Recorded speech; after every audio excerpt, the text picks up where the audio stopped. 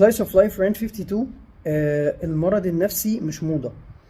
الكلمات زي depression ADHD seasonal depression borderline، الحاجات دي مش ترندنج، والحاجات دي مش عشان بنلاقيها على اكس والناس بتكتبها.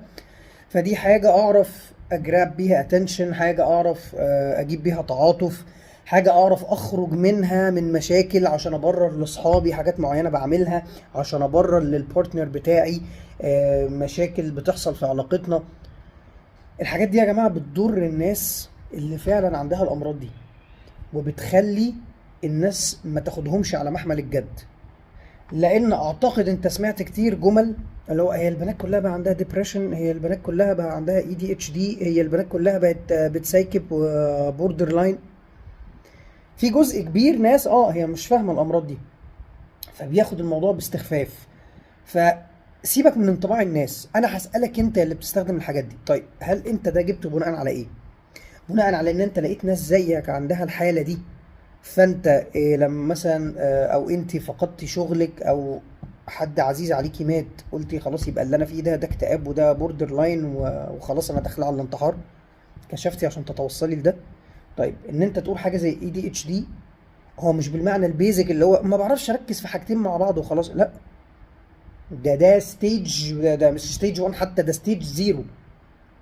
ففكره انك تلاقي ببساطه كده اصل انا ما بعرفش اركز في حاجتين مع بعض، فالبارتنر اللي معايا لازم يبقى متفهم ان انا عندي ADHD، لا، هو في حاجات تانية كتير قوي.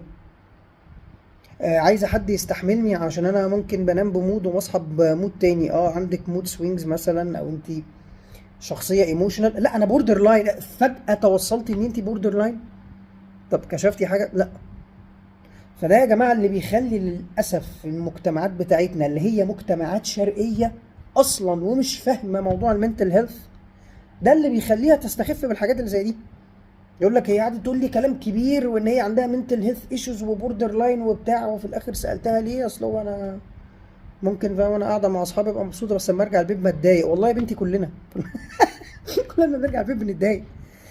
ده اللي انا بعمله ده يبقى تريقه واستخفاف لو حد عنده الميديكال كونديشن دي، وحط 3 خطوط تحت كلمه ميديكال، حد خد التست وكشف وطلع عنده ده، يبقى ساعتها يبقى ده استظراف وقله ادب.